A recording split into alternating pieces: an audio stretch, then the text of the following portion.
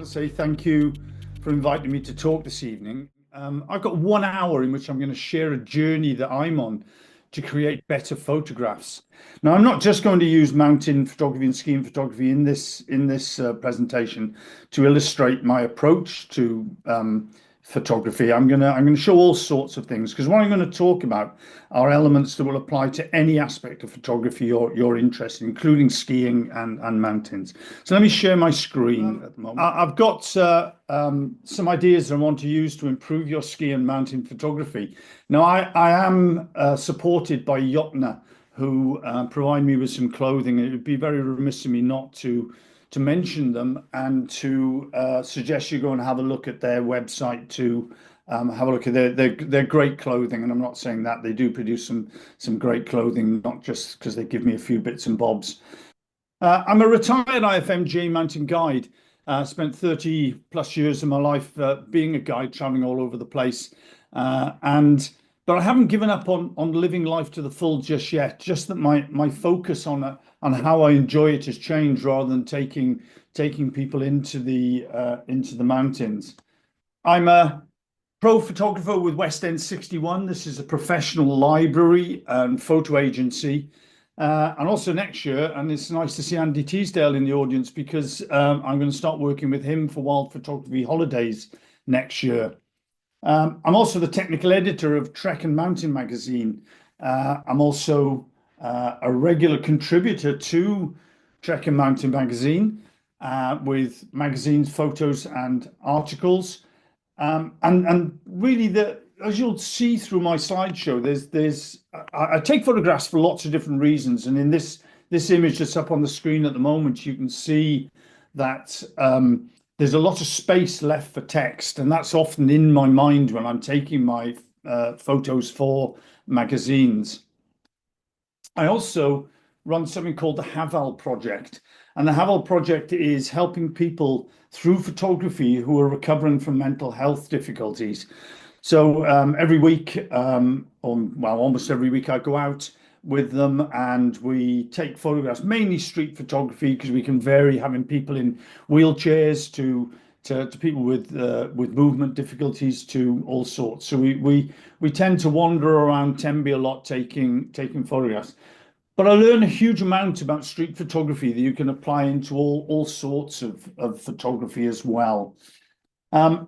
Now, I was also very fortunate, and it was a big moment in my life when I was chosen to be the official photographer to the Royal Gurkha Regiment's Everest expedition, where we succeeded in putting 13 Gurkha soldiers on the summit, serving Gurkha soldiers, that is.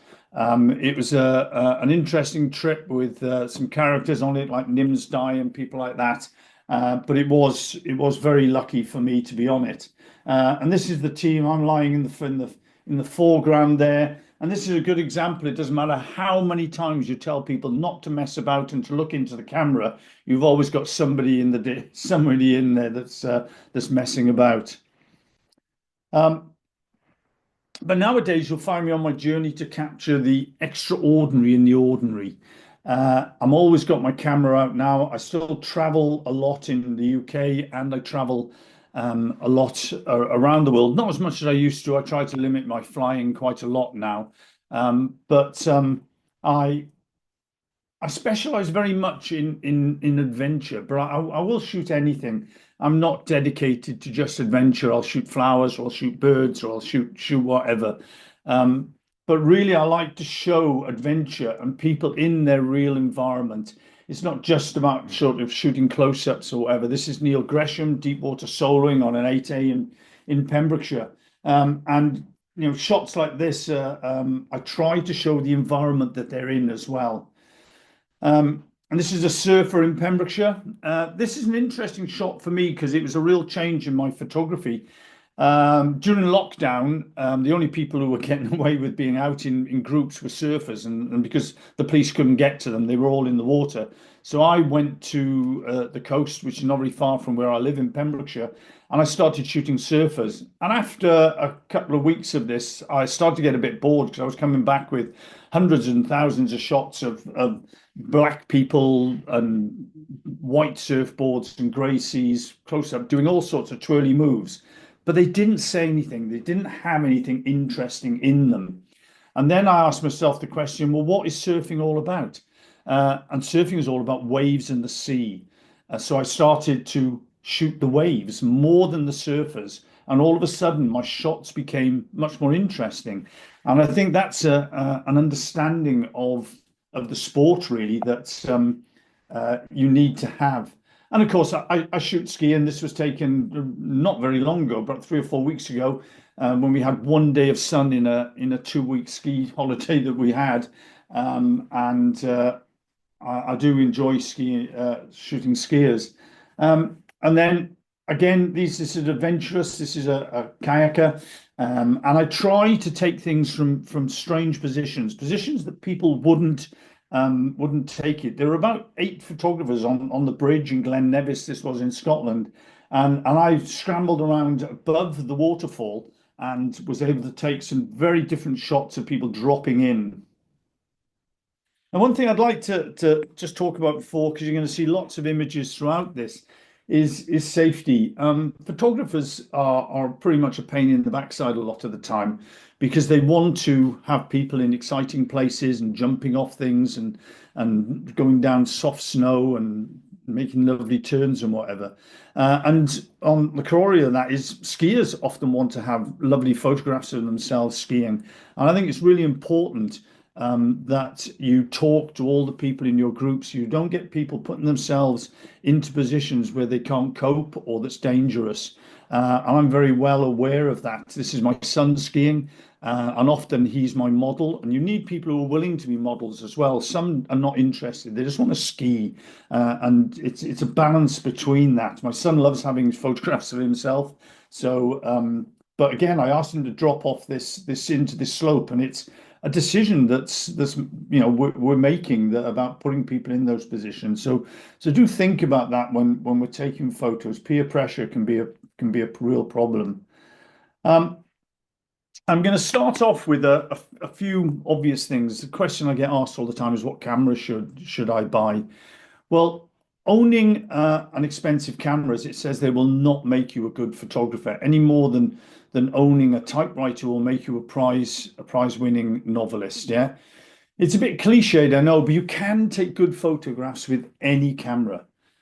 All you need is 12 megapixel camera to produce an A3 print, and it'd be very difficult for anybody to really find the difference in terms of the quality of the print, in terms of the pixelation or whatever in there, that you wouldn't notice much of a difference.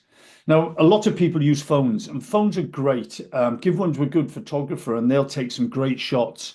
You can get 80 or 90% of what I can achieve with my pro lenses and cameras. But it does come down to how discerning you are. I mean, an analogy I use sometimes is wine. I mean, I'll buy a £7.50 to £10 bottle of wine and be perfectly happy with it. I'll have a £30 bottle of wine and I don't think it's 3 times the price. Whereas somebody else will understand wine and have the taste buds to look at it, and they will appreciate the difference between the two. And there's a little bit of that in photography as well, that a lot of people are just not discerning enough. So why do I carry a pro level camera as opposed to just my phone or whatever? The small sensor on a phone means poor low light capability. So if the light is poor, then they aren't very good. The lenses are generally not very good because they're very small. And as we see later, lenses are really important. They also have something called a lower dynamic range. Now, the dynamic range is the ability to capture the details in the dark bits and the details in the light bits. And a pro level camera will be able to pick up much more detail in the darks and the lights. Now, a lot of people won't notice that, but it's probably like the tones in a wine. You know, I probably won't pick out the subtle tones at the high and low ends of the taste regime, but a pro photographer will. It's difficult to change things like speed and aperture on them. So if you do want to suddenly start capturing skiers going very quickly, it's difficult to change things on a phone. And you've got battery life as well. Worst thing for me is that they're very difficult to use with gloves on or when the weather's not very good. So I'm sort of knocking phones in one breath, and the other side I'm not knocking them as well. I think they're very, very good. The pro level camera for me, it's robust. you've got the ability to change things, you can see histograms, you've got a dedicated viewfinder to look through for bright conditions, and you can put other lenses on as well. Now, here's an example of a few cameras that I suggest to people. Now, these are top-end cameras, okay? These are really expensive. They're not for everybody, but if you use these as starting point, as the top end, and then worked, whatever your budget is, up to these. I mean, I've got a Nikon Z6. I've also got a Nikon Z8, which I don't take skiing with me. It's a bit bulky, but I do take a Z6 with me. I've also got a Sony RX1 R2 at the top. They're all full frame, and what I mean by full frame is the sensor size is larger. And generally, whilst we could have a bit of an intellectual discussion about crop sensors versus full frame sensors are the way to go if you can afford to get there. But the one thing that's really important is lenses. They are the most important thing. It's the quality of the light that's hitting the sensor that matters. And even if, I notice the difference between prime lenses and zoom lenses as well. The richness you get in an image out of a prime lens is better because of the quality of light coming through there. I guess another analogy would be it's like buying an expensive stereo system and putting poor speakers on it. It just wouldn't work very well. It'd be much better to spend less money on your stereo system and put really good speakers on it. You'd get much better quality out of it. And that's the same with the camera. Spend your money on your lenses. It's certainly the way to go.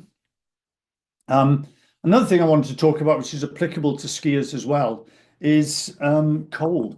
Now, cold is not the enemy. Batteries, modern batteries, you can warm them up and their charge will come back again, lithium batteries. So I wouldn't worry about that. I take my batteries out to my cameras when I'm somewhere really cold and keep them on my body so that they're warm. And then I can put them into my camera and they'll have full charge. The problem is moisture, and working in cold environments and then going into a hut or going into a tent, it's the sudden production of moisture inside the camera. And I've certainly had problems with friends and clients who have had issues with their camera. And I think it's probably due to moisture inside the electronics of their camera. So what I tend to do is, and you'll see in this picture here, in the bottom right-hand corner of that picture is a camera bag, and you'll see a big box. Now, we were carrying Pulks on this ski trip in Greenland. And what I do is I put silica gel, which absorbs moisture, into that box. And I then put my camera in it and I bring it into the tent. And then the temperature difference, any moisture that's being produced is picked up by those silica gels. Now, you can do the same with a Ziploc bag. If you get a really sturdy Ziploc bag, and those little tiny sachets of silica gel, if you take, 5 or 6 of those or whatever number, you can put them into a Ziploc bag and you can put your camera into that, zip it up, and then you don't have to be so concerned about taking your camera in and out of cold or warm environments. And that will, save your camera, because one of the problems is moisture getting into the lenses as well. And sometimes you can get fungi growing inside the lenses after getting them damp. So if you want to look after them, don't worry about the cold so much. Worry more about the moisture getting into there. Technical issues. I'm going to talk a little bit about techniques of taking photographs. Now, what I mean by that is all the technical issues of speed and aperture and those sort of things. Now, I could talk for hours or even days about camera settings, but to be honest, it's not really where you need to think about in terms of improving your photography. I wasted many years of my life trying to understand every nuance of the technical issues of a camera. And it's not what helped me become a better photographer at all. It's important. You do need to know how to what these things are, and you need to know the workings of your own camera. But it really isn't that important in terms of getting better images. It won't help you get better images. But there are some things I do want to talk about. And also all of these technical issues are covered hugely on YouTube and all sorts of places. Now, It is important to understand your camera and check the settings before using it. The number of times that I've gone out and I've been shooting at night, or I've been shooting skiers and I've gone somewhere else and suddenly been taking images and wondered why they weren't exposing correctly or something was going wrong. So always check your camera before using it. And it still happens now. I'll still go and do some street photography in low light, and I'll come back and take my camera out to shoot something else and suddenly realize that my settings aren't perfect and I've just missed a wonderful shot. There are three important things. It's called the exposure triangle by a lot of people. Is the relationship between ISO, which is the sensitivity of the sensor, the ability of that sensor to capture the light that's coming in. Aperture, which is the hole in the front of your lens, the opening that gets smaller and bigger and allows the light to come in. And that allows you to have more and more in focus with a very narrow aperture. But also there's something called a sweet spot of the lens. Most lenses will have an aperture where they work very well at, and that's something that you can work out for yourself. Or if you've got a popular lens, there's somewhere on YouTube or Google, there'll be somewhere telling you what is the sweet spot of that lens, because they tend to get softer around the edges. And then you've got shutter speed. And shutter speed is very important for us, especially if we're capturing skiers. Somebody walking, you can shoot at 250th of a second, and you'll probably get them sharp at 250th of a second. Obviously, if they're standing still, you can shoot at very low shutter speeds, and you can get them nice and crisp.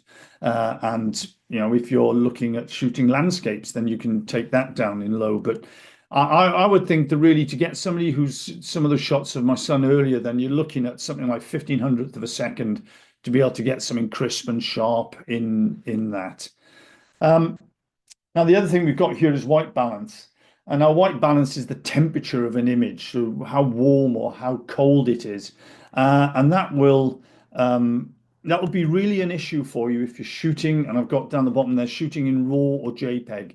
Now, what they mean is RAW is literally the light hits the sensor and it's then transferred to your memory card on your camera. In JPEG, the light hits the sensor and then the image is compressed in a JPEG.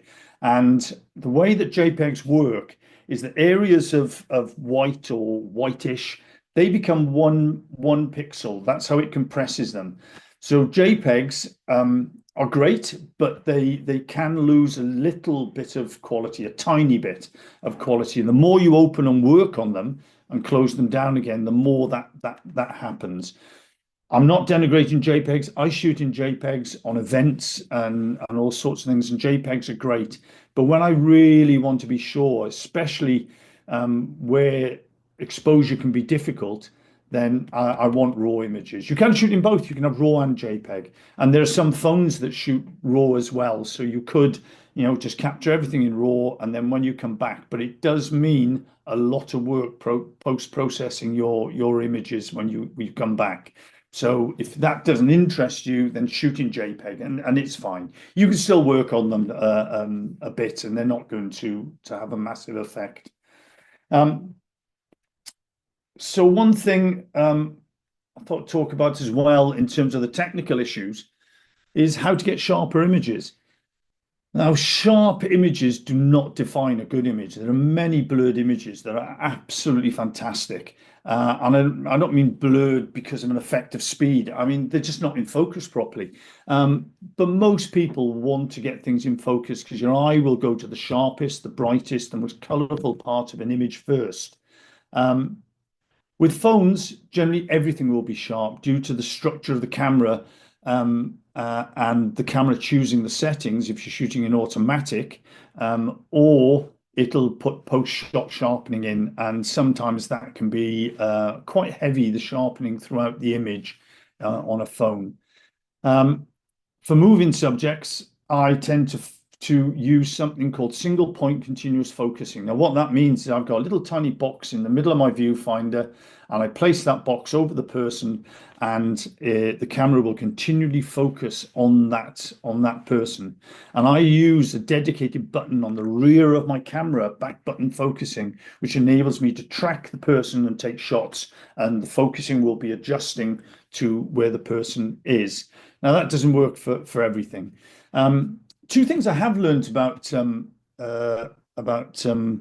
focusing and shooting in the mountains is that if the mountains are a kilometer away or 2 kilometers away or whatever, then really the to get that image sharp is to focus on the mountain and sharpen it. But don't worry about what your aperture is on your camera. It doesn't matter whether that aperture is f2.8 or f22. It doesn't matter in terms of whether that will be sharp. It will be sharp at any of those apertures. It's so far away.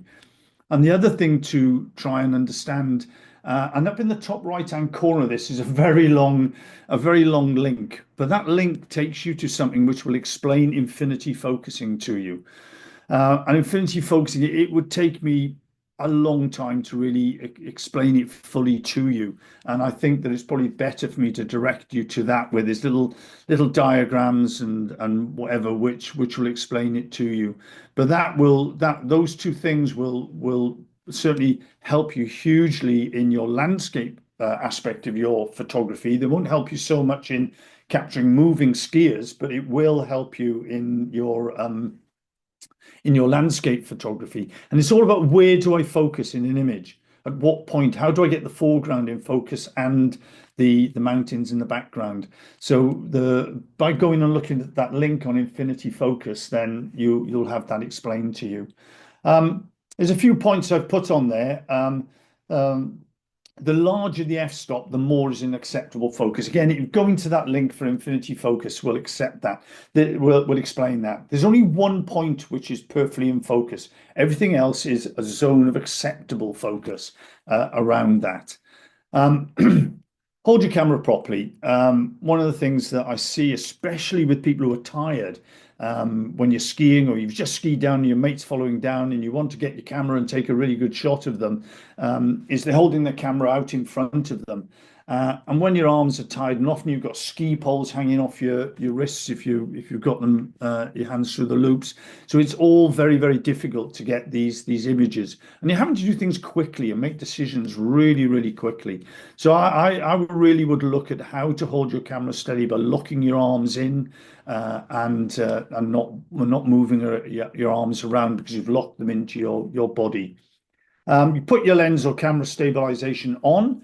But again, a top tip for if you're out taking landscape photographs is that turn that off when you're on a tripod. Certainly the lens ones, if it's on the tripod, the camera, if it's a gyroscope system, the camera will start to recognize its own gyroscope, and you'll be very disappointed because you'll get some very blurred photographs as the gyroscope is recognizing itself. Now, I know that because I spent about 4 hours trekking to the top of a 5,500 meter mountain in the Khumbu to take photographs across at Everest, and I took something like 750 photographs, and I think probably 350 of them were blurred because I'd left the in-lens stabilization on. So be careful about that. Other things that people underestimate in terms of getting your images sharp, and you see the picture on the image here, there's a sharpness right throughout the whole of that photograph, and that's partly because the air quality is really good. It's very cold, it's very clear, there's no moisture in the air, there's no dust in the air, and that will affect your images as well. And then the quality of your lens and the filter you put on that lens matters. Another technical thing that I'll talk about, and I really wish I could probably have done the whole talk just on focusing, for instance, or exposure. Now, one thing that we have a problem with is that we shoot on snow, and the camera has great difficulty. The cameras are stupid. They don't know what you're pointing the camera at. and the light meter is calibrated to a mid-tone grey, a 13% grey card, and that's how they calibrate them. So when you point it at a pure white surface like snow, it thinks it's 13% grey, and that's why you will have to overexpose your images a little bit on snow. It's very difficult for me to say exactly how much. I'll be using a word called stop, and cameras are divided up into gradations of either shutting down the aperture or increasing the speed, and they're called stops of exposure. And you will have to probably increase overexpose by one stop, but it does depend, and I'll talk about some ways that you can look at that and work out what to do. So you can leave it up to your camera, but the camera's easily fooled. I mean, we're often in high contrast places with white snow, dark mountains, and very little in between. And your camera doesn't know where it's taking a photograph of, so it will get fooled. Understand your metering system. I mostly use center weighted. That is that the camera will read the middle portion of the lens, or it'll weight the middle portion of the shot to come up with its exposure. I'll then shoot, and I will then usually I'll look at something called a histogram, which I'm going to look at next. The screen on the back of your camera is not the best way to assess your images, because the brightness of that screen could be whatever your camera or phone or whatever is set to, and it can give you a bit of a false impression of what your image is.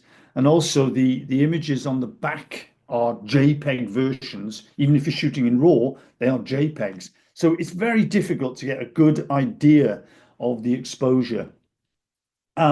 You've also got to understand ISO, aperture, and shutter speed, because it's the combination of how wide open you have the shutter, how fast the aperture on the lens, sorry, how fast the shutter speed's coming across, and what sensitivity you've set the sensor on your camera to. Those combination of those three things is going to make a difference to your exposure. Adjusting one means you will have to adjust another to have the same exposure.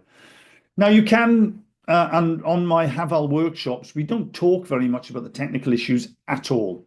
We shoot in automatic, and then we use the over and under exposure button on the camera, and we just move it 1 or 2 stops either side to get the effect we want to have in the images. Now, one of the things I use, and I think this is really something that anybody wants to take their photography seriously, is they need to understand histograms. Now, on a lot of cameras, either in the viewfinder, on the back of the screen, or on the photograph where after you've taken it, you can bring up a histogram. Now, on the top right, we have a snowy image where the histogram is pushed over to the right-hand side, so to the whites side of the spectrum. In the middle, you've got a sort of a grayish type of photograph, and that's having a full spread across the range from whites to darks. And the other one, you've got predominantly a dark image, which is pushed over to the black side. Now, as skiers, we want to have our image looking like the one on the right. Don't be afraid of pushing to the right on your histograms, but what you don't want to do is to clip. So you don't want a sudden spike of white appearing on the very far right of your histogram, because that means there's zero information. Whites are represented by 0, and you can't do anything with 0. You can't magically add information back into it. The black end of it is, I can't remember the numbers now, 252 or wherever the number is. Well, you can reduce that. You can brighten it, so you can bring it down to 240, whatever, and you can bring that back. So push to the right, but not too far as you're looking at it. And I would really get into the habit of looking at histograms. They are the best way to make sure you're getting a correct exposure. Take a test shot, look at your histogram, so it'll give you an idea of what settings on your camera are going to give you the best exposure. Right. Now we come on to the meat of the talk. This is really what I want to talk about. All those technical issues are really, really important. And it is important for you to, if you want to try to um, uh, move away from sort of just your mediocre images and start to produce stuff that you can really be proud of, then the second half of this this presentation is going to be really what I want you to focus on. The other stuff will come as you're practicing that. Um, you can get all the stuff from online stuff, and this part is relevant whether you're using a phone camera, whether you want complete control of aperture and ISO and speed, whether you want to do all of that to stop your camera being fooled so that the speed is right to capture a skier sharp, or it's not fooled by the bright sunlight over there and the dark shadow over there. You can put it into automatic mode and let it choose the best exposure, and you can use the over and under exposure button. All these things that I'm going to talk about now will apply. Now, my intention by the end of this talk is to hopefully improve something called your hit rate. That is, you come home with really good images, more than you normally do. So everybody will come home with one or two. Well, I want you to come home with 10, images that you're proud of, because some of the things I talk about are going to take hold of you. And this photograph's really important in my life. This was taken a long time ago. It's of a blind girl on a bridge in Kathmandu. And I don't normally pay for images when I'm traveling. I'd be broke by the end of the trip if I gave everybody something for taking a photograph of them. But this girl I did, because I was almost in tears. Well, I was in tears actually, and this was going to be her life for the rest of her life. She was going to be there begging on that bridge, and she has been. I've been there for the last 10 years, and she's still there begging. And but I haven't been in a position to take a different photograph. And the photograph I wished I'd taken is pulled back from her and took a slower shutter speed, because she's not moving, so I can take the shutter speed down to a 30th of a second, or even less, and she would still come out sharp. But the people walking past her, the blur of their legs would have told a story, would have had something that said much more than a girl with her eyes closed sitting on a bridge with a tin. That would have told a story, and that had a profound impact on my photography. Where suddenly I started to realize that I have to think about what I'm doing a little bit more. Now, being as I've said already, being a good photographer is not just about mastering the camera. It's about learning to see. And for me, and I'm sure many of us, that will take some effort. I spent, as I said, many years trying to master the technical aspects, thinking it would make me a better photographer, and it didn't. So being a good photographer is all about learning to see, but it's also about understanding the eye doesn't see like a camera does. So your eye can cope with 20 stop range of light. So it can see all the detail in the dark parts, and it can see all the detail in the white parts of an image. Whereas your camera, good camera will have 10, maybe the best in the world will have 15 stops. It'll pick up that detail in the dark and the whites, and probably a phone camera is about 8. So when you're taking an image, you've got to realize that a lot of the areas that your eye can see into are going to come out dark. Now, in post-processing, you can bring them out, but I think the beauty of photography is to appreciate that your camera doesn't see like you do, and therefore you can use that, like in this photograph here with the dark areas, to accentuate the white. You can see that. When I was there, I could see all the detail in the rocks and whatever, and the foreground in the shadow, but the camera can't see that. Now, I love this photograph for a number of reasons. This isn't mine, by the way. To me, photography is the art of observation. It's about finding something interesting in an ordinary place. I've turned that to be the extraordinary in the ordinary. I find it has little to do with little to do with the things you see, and everything to do with the way you see them. And that's from a great photographer called Elliott Erwin. This is a very famous photograph of his.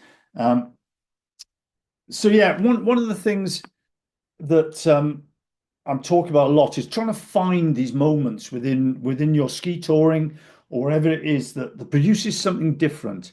And there's two things that I teach people is if you're going somewhere and you've seen something and you're going, that is beautiful, that is fantastic.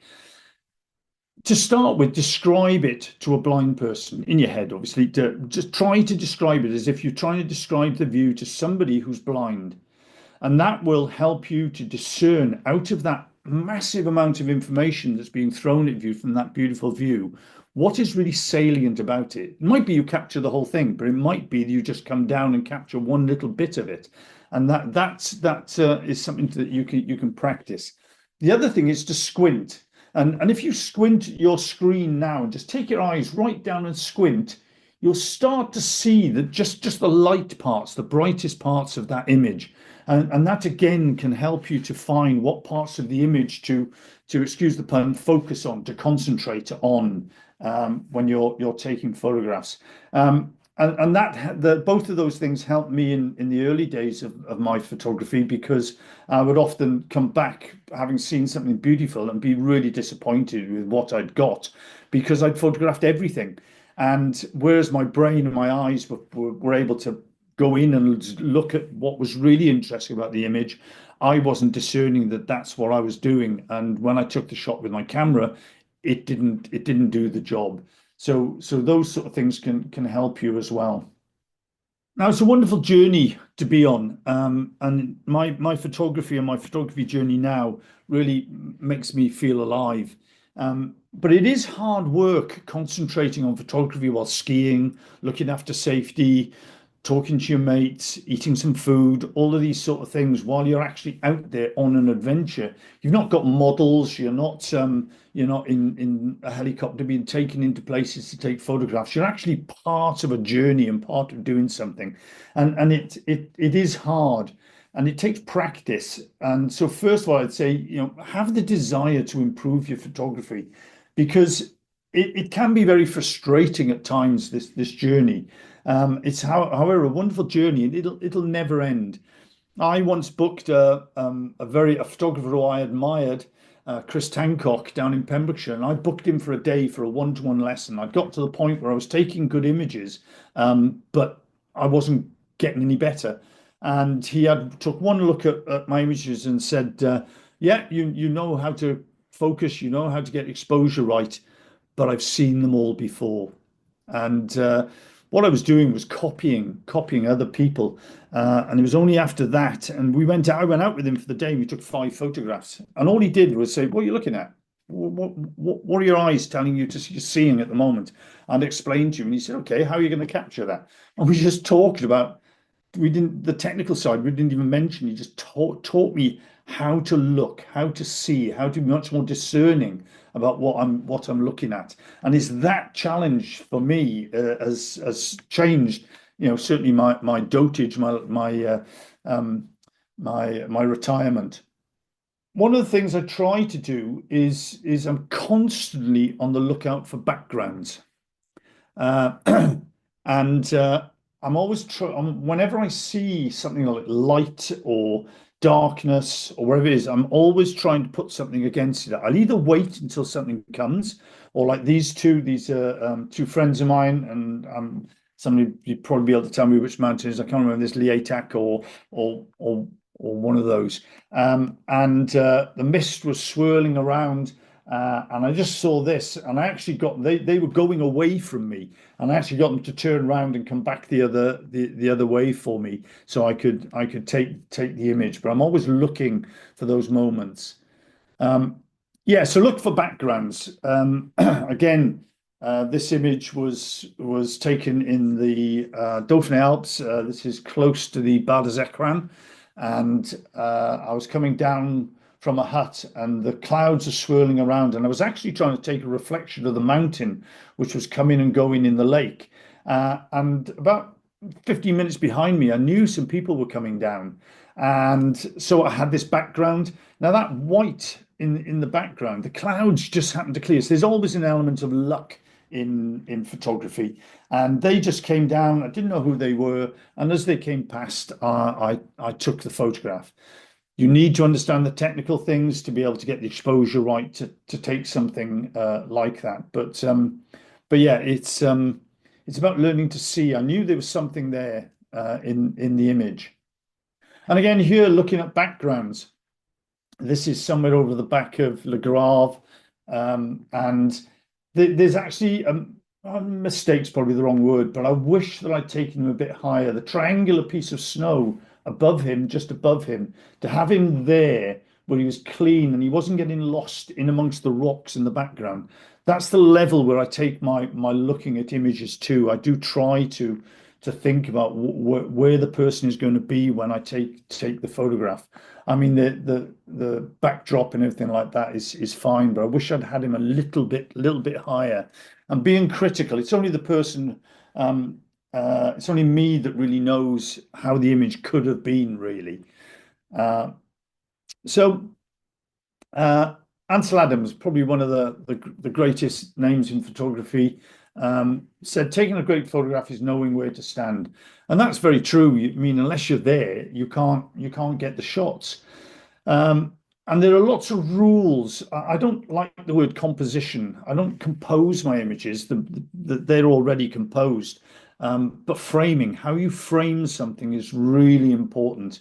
And the way that the mountain rises up on the left-hand side of this and goes off in a line across to the right-hand side of the photograph, and there's some splash of color in there, and the ridge leading up from the photograph up to the summit, all is due to the framing of the image.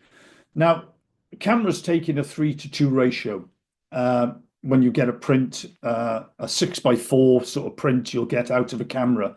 But I would encourage you to try 2:1 or 3:1 panoramics. Now, you can either do that in camera, or you can do like this one is probably 4, 5, 6 images put together in Photoshop afterwards, blending them in post-processing. And I love 2:1 crops. I mean, I would say now 50–60% of my images are 2:1, especially in the mountains. It works in the mountains. The other thing I'd encourage you to do is change your angle of view. We all take photographs from a standing position, but if you change your angle of view, lie down or get up high to present images to the world that you haven't seen before. Now, this was quite an interesting story behind this one as well, is that the candle was lit, but it was ruining the photograph. So I got Clive, my friend there, to just snuff the candle out, and it added just a little bit of smoke, which wasn't the intention, but it was just this idea of being low down and looking up, and the light on his face was nice. And that's the mindset you need to get into all the time. I'm looking for the light. I'm looking to take photographs all the time. This one was from the same hut actually we were in. As I went out of the hut, some skiers went down and I'd missed them. But luckily for me, some other skiers came behind, and it's not taken with a drone. This is taken from a hut. So I'm always looking for images all the time. My mind, you can take images without a camera in your head. You can just walk around. Robert Capa, he was a great war photographer, and he said, if what you're interested in doesn't fill the frame, get closer. Now that doesn't always work, but it's certainly something to keep in mind, that you want sometimes to get in really close on somebody to get them. And this is the opposite now. This sort of breaks the Capa's idea that if what you're interested in, but what I was interested in here was the whole landscape, all those curves and lines and shadows and shapes. That was beautiful in itself, but put something in there that's small and it shows the scale of what I was looking at. Take the skier out, and you haven't got that scale to use. Yeah, I never stopped looking for images. I mean, this was the end. This was about 2 in the afternoon, 3 in the afternoon in the Annapurna region, and there was looking into the sun. I didn't think there'd be any good photographs because everything's wishy-washy and blown out at that sort of time. But the interesting thing is that things that are close to you are going to have a lot of contrast in them. So just this photograph of this single person looking at the view has quite a nice feel to it because of that pale background. So if you've got pale backgrounds, then try and find something close to you with some contrast in it, and you'll be able to take photographs. Everybody says you can't take photographs in the midday sun. Well, there you go, you can. This is another shot that keep your eyes open all the time. This is somebody called Ed Chard. We're in Greenland, and he's cleaning the gun. We have to clean the gun every couple of days, obviously for polar bears and that. But I hope you've all noticed it, but I don't think many people do. But there's a fox just to the right hand side of him, and it makes quite an interesting images. But if you haven't got your camera, or you're not ready to change the settings on your camera, or don't understand what you're doing, then you might miss the shot. Now, my weakness with my own photography is that I'm probably overthink sometimes, and I would just snap away. I've got a friend who shoots completely different to me, and he takes maybe not as many photos that you'd want to put on your wall, but he takes incidental shots. And when you put them together in a book, as a collection, they are fantastic. And it's something I'm trying to work on in my photography, these more incidental images. Now, I have a strap line. Some people who follow me on Facebook will probably be bored with the fact that I put "it's all about the light" on most of my posts. But it really is all about the light, to use the light and shade to direct the viewer's eye to where you want it to go. And that can happen in skiing quite a lot, where you've got shadow and shade, and skiers, or even on small areas of the mountainside, not the whole mountain, just a snowbank will be in shade. And if you can get the skier coming down a shaft of light there, it can make a totally different photograph. Yeah, moments like this, I mean, just mind blowing. This is Masherbrum, I think it is, in the K2 region, and it's just literally probably a minute and a half, where the light was just hitting the summit, and then it disappeared behind some other cloud. I hate blue skies. I'd much sooner have cloudy skies and have the option that just now and again something special might happen, rather than a boring blue sky. And again, here, this is all about the light. This is a mum and baby tahr in the Khumbu region, and I just use the light and the darkness and the background behind them to highlight the animals, and it just works. It just works. Right. So those are some little tips that might help you to think about your photography. I suppose the last, whilst I talk about don't be afraid of the light, I'd also say don't be afraid of darkness in your images. I mean, that last image highlights the idea that darkness can be really effective to highlight the light areas of your image. Without that, then you just get a bland sort of overall amorphous light on your images, which isn't as exciting.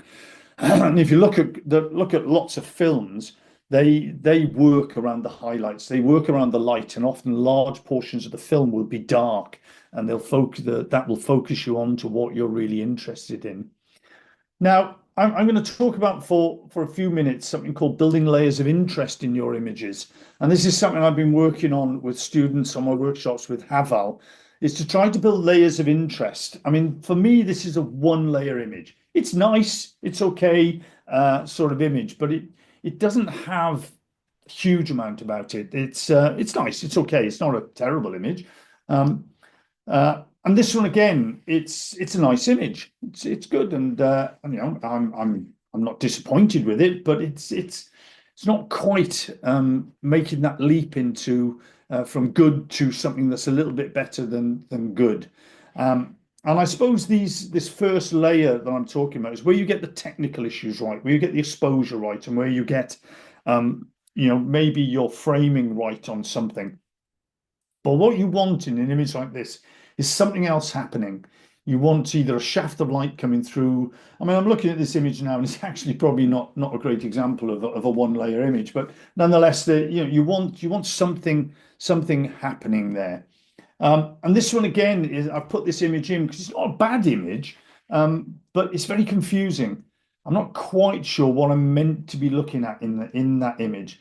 The skiers, yeah, they're where they are. They're very small. I don't know what's going on. It's again, it's an okay image, but it's not something which, I would go, wow. Then you add something into it, like a subject layer, and automatically the image gets elevated to a slightly different level. So this is a very similar image to the one that was before, but it just has a skier in it. Now, when I'm talking about uh, subject, it means just something else that adds another dimension to the image. I don't mean, it has to be a person. It might not be. Um, so this is another image. This is that's going up to the Grand St Bernard Monastery, and this is the sign, the hospice, and that adds another element to the image above the normal shot you might take. And this one again, the fact his legs up in the air, the fact that he's highlighted against the dark sky. If I'd put him over to the right, or I'd been standing in the wrong place, he'd been against the rock, and he'd have been lost a little bit in amongst all the rock. So that sort of elevates it to a two-layer image in my mind, a layer of interest, another layer of interest on top of what the image was. And this one again, the layer of interest I'm looking at here is that first of all, the prayer flags were just hanging limply down, and it was a nice image, nice shafts of light and a nice framing of the Chawton, but it didn't really have anything about it. And all of a sudden, the wind picked up, they started blowing, and they made a big curving arc across. So the wind in this case is that extra element, that extra something else that makes it the image come alive. And the same here. Somebody came up this earlier on with a grey jacket on, and I've got a very similar photograph with a grey jacket on. But this is in Scotland, and it's probably, I've done it probably 50, 60 times, and I can't remember the name of it at the moment. Very embarrassing. But this lady just came up over the top, and it's not one of my clients. This was somebody else. My clients were standing behind me, and this lady came over, and it just makes a really amazing photograph of exposure. And you've got the background again, this wonderful background, this backdrop of nothingness that's behind her. So it makes it into a good shot. So this here is a playing with the light again, and this is where I was talking about having backgrounds. This is the interplay between the light and the shade, and it's that's adding the extra dimension to the image. The fact that I did get my son Gareth to ski down this line, and I have asked clients to ski down lines if they're very good skiers and they're capable, and taken photographs like this. But it is more difficult. You need a willing model for sure. But that's again a two-layer image. It's got another layer of interest in there above and beyond just somebody skiing into the image. It's having that background behind it that's lifted it. And then we can look at adding another layer of interest, a moment layer. Now, this painting is in Tenby. This was on the street photography course, and we were taking photographs of colour that day. Was our little thing we were looking at. And this bloke came out, and he was just wandering around, standing in front of the picture, and he made quite a nice picture. Excuse me. And then he had a mug of coffee, and he brought it up to his mouth. Now, if that had been a pint of Guinness, that would have been just taking it into another level of interest.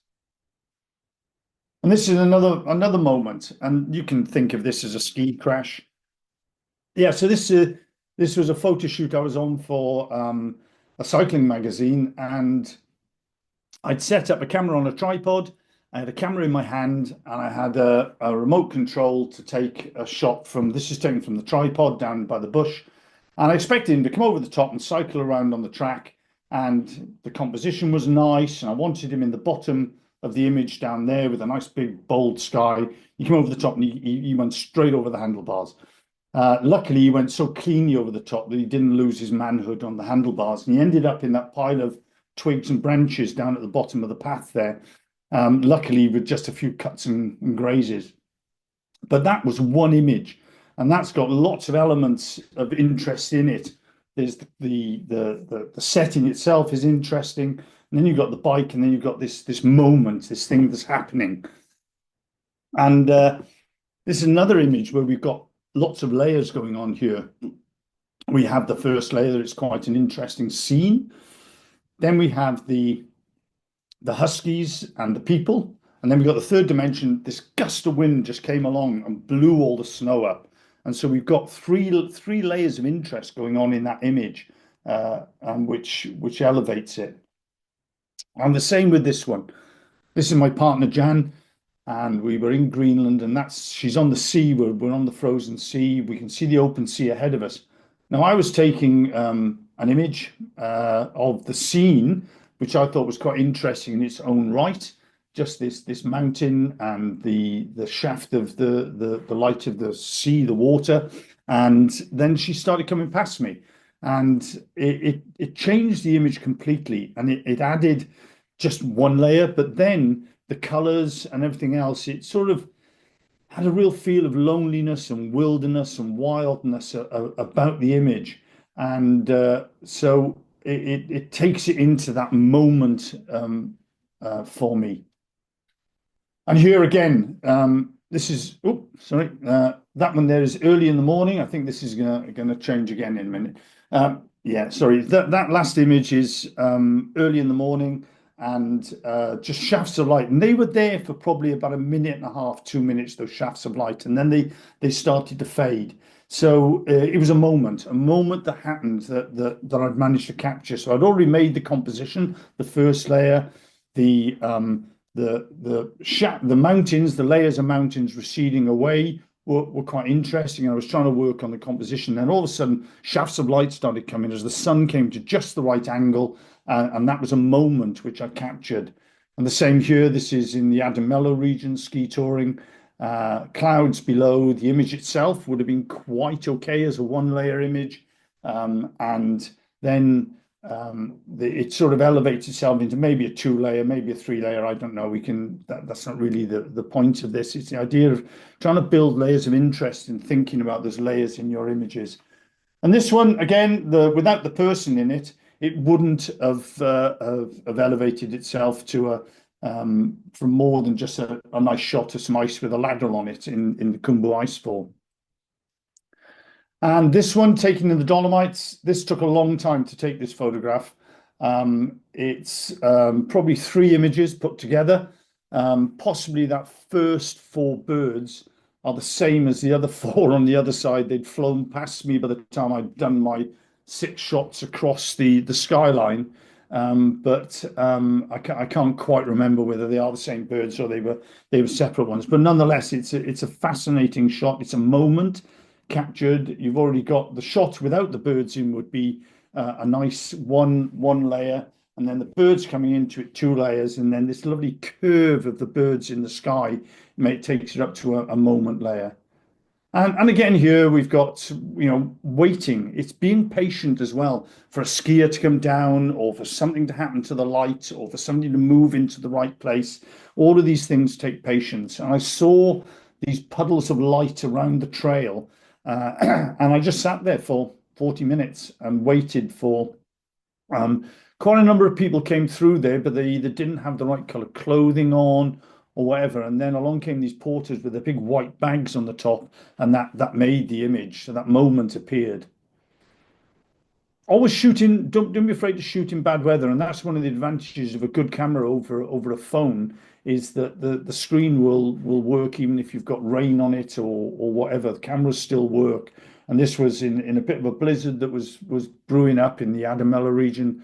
And we were heading up to the hut. We just got to the hut, and snow was blowing in my camera, but it forms a really interesting effect into the photograph. And here again, a shaft of light just came out of nowhere. So a moment happened. The composition, the framing was done.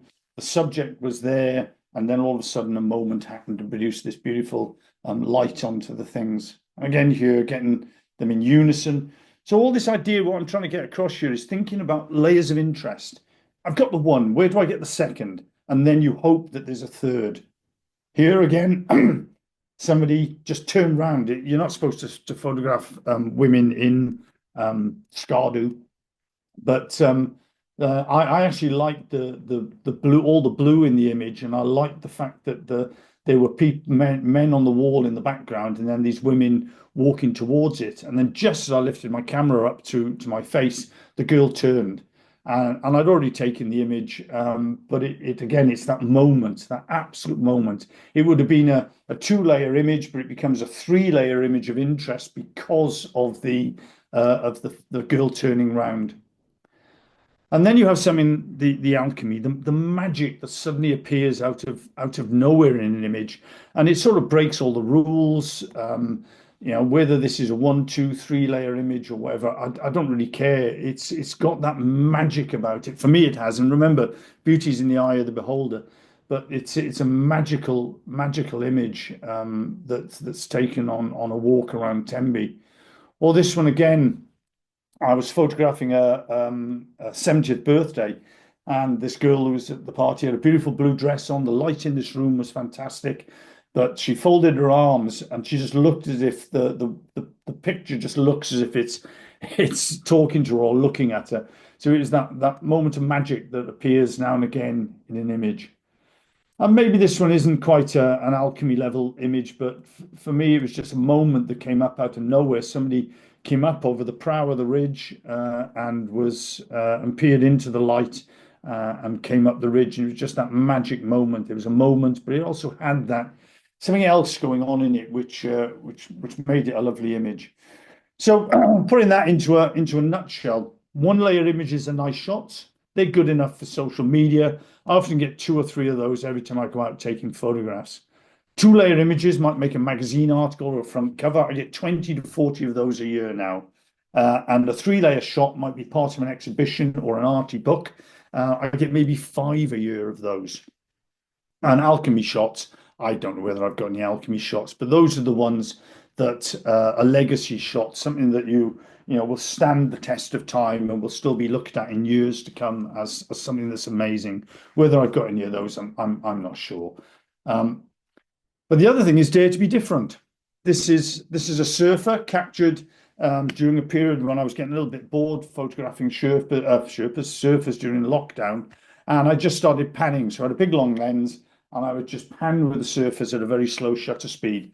And every 1 in 500 shots, it produced something where I tracked at just the right speed, so you could still see the surfer well, and it produced this blurring of the surf.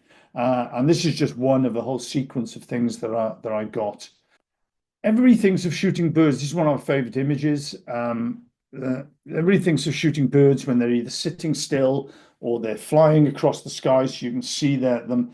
This is all their backsides. But the reason this photograph intrigues me is the bird that's second in from the left. You see, it appears to be looking at the bird below him, saying, "Oi, oi, we're going this way, not that way." It seems to be talking to him. So it has again that extra little element in it, which makes it interesting. And again here, this is probably a Robert Capa type shot, getting close, fill the frame with what's interesting. So obvious what the photograph is, but just focusing on the headband and nothing else really.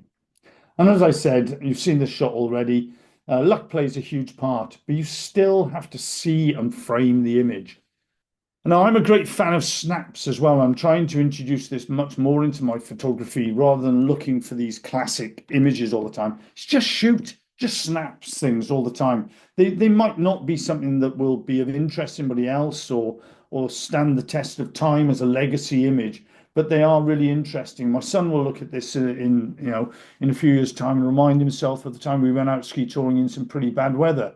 And then you've got the celebration at the end of the ski tour where that pint after being up in the mountains for 4 or 5 days, probably the most expensive beer I've ever had where was it? I can't remember, teens or something like that. It was like £8 a pint, it was. And then shots like this. Now, it's not a bad photograph. It's got a nice photograph, a nice smile. We were waiting for a train that was going to take us back to where our car was, 2.5 hour train journey. So yeah, so that's really what I want to try to get over to people is to elevate yourself out of this idea of just shooting. Try to put some thought into it. The more you practice it, the more you look, the more you learn to see and identify what's interesting in an image, the more instinctive it will become. And as soon as it starts to become more instinctive, the more good shots you'll get, the more your hit rate will go up for sure. You'll get more 3-layer images and 2-layer images, and everything will start to work together. Of course, you need the light, you need the to be there, you need to be in the right place, you need the right weather. So there's lots of factors that come into play. Now, what I want to end with is to for a few minutes is put some slides to music, which I love to do. And what I want you to do is when these images come up, is to criticize them in your own head. You can criticize them to me afterwards if you want, but criticize them. And the greater the artist, the greater the doubt. I've got that on my computer in front of me, and I'm always got doubt about my images and striving to improve. So look for some of those things that I've talked about in the slideshow.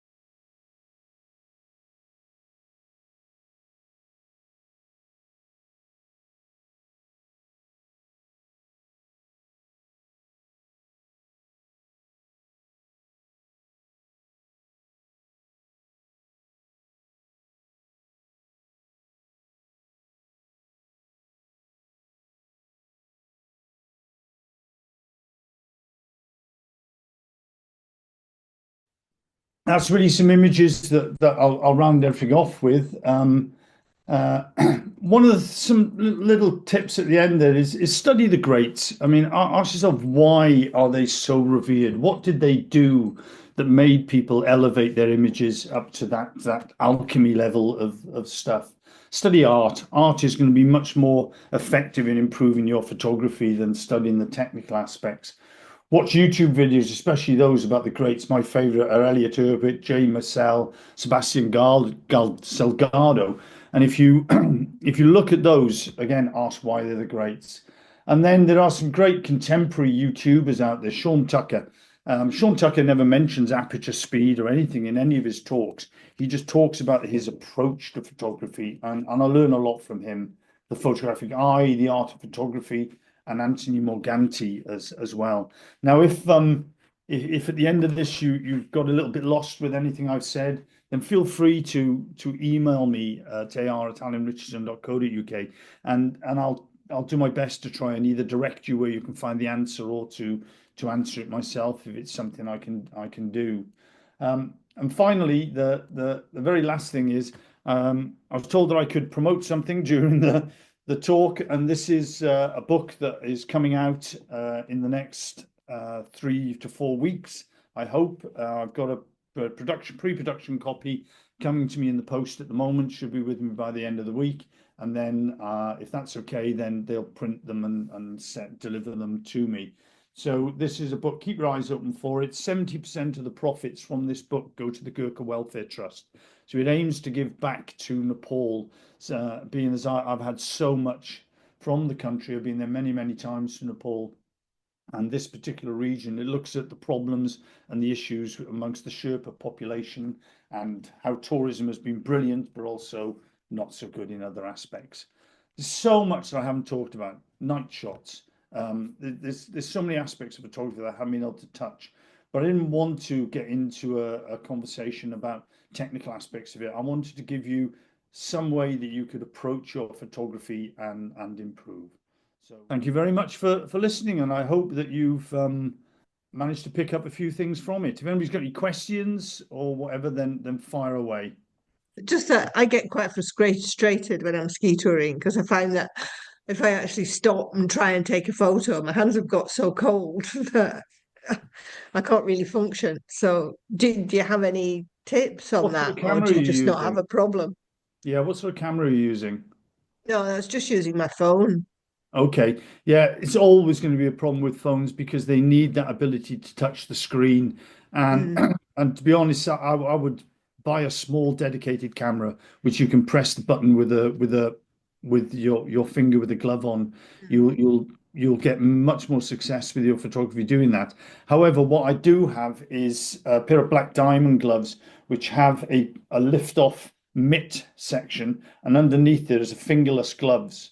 So have a look for those, and I use those, and they are very warm for most skiing situations. If you buy the large size, you could even put some touch sensitive thin gloves underneath them as well, and so you'd have a pair of mitts over the top, and then some thin fingerless. I've got a pair of those which I use.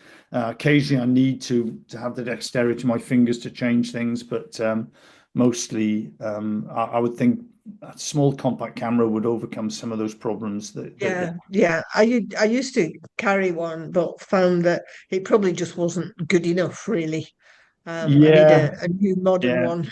Yes. yeah. I mean, the budgets are difficult, and it's very difficult to recommend. The best thing to do is go into a camera shop, explain some of the things, maybe write down some of those models I've said and say they're way too expensive. How close can I get to one of those with whatever budget you've got, and see what they say.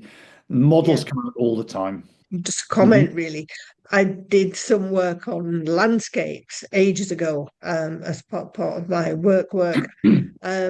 And one of the things I found was you would take photographs of the landscapes you were trying to talk about. But the other thing is you would also do drawings. And Hmm. I realized at that point what you draw is very much not what the photo is. Your eyes sort of dismiss the foreground Yeah. and focus on the distance, which I think is something similar to what you were saying about, your eyes look at something completely different to the camera. Yeah, very much so. And but when you're looking through the viewfinder, is and the idea of squinting. I think it's really good because it'll draw your eye to the brightest parts. The more you squint, the last features that come through will be the brightest. So it'll maybe change the way that you view the picture. But Your ski photographs, absolutely pristine snow. Your guy has put first tracks down at least the portion of snow you photographed. Me doing just very basic phone photography and editing. If there's a little bit of a ski track in the corner I don't like, I just take it out. Is that considered cheating? Is that, if you're editing, is that just considered one more level of editing? Is that something that you would do if you've just got distracting details on the edge you don't want in the photograph? Are you prepared to remove elements like that? It's all about integrity, really, and I don't. It depends what you want to do with them. If you're going to try and produce them for public viewing in a magazine or something like that, then I would maybe struggle a little bit with changing what was actually there.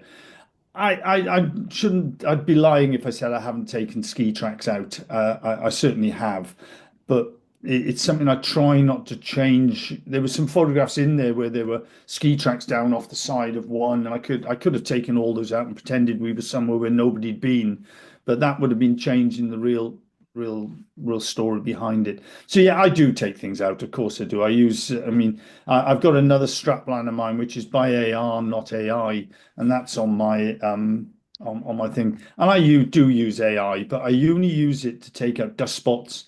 I might use it to take out if somebody else has poked their head into the corner of the shot and I think, oh, for Pete's sake, I might do that because the environment we're in, things are changing so quickly that I can't ask the person to go back up the slope and ski it again for me. It just doesn't work that way. So yes, I do, but I do try not to change the meaning of the image. But yeah, I do lie a little bit. Yeah. No, absolutely great. I just love looking at the photographs and then getting to hear a little bit behind them to understand what's going through your mind. I find really interesting. Yeah, there's so much. I mean, there's so much little things go into photographs, like making sure that the snow line doesn't cut the head off, as they're coming down a ridge, making sure at least a bit more of their body is above the snow line. And that means you've got to duck or get down or move and not be lazy. So yeah, there's a lot of work goes into those images, and the more you practice, the more instinctive the process will become. That instinctively I'll look and I think, right, he's going to cut that ridge. I've got to get down, and I'll be down straight away. Whereas before I've gone taking the photograph, got home and thought, oh, flip, that thing goes right through his head. So yeah.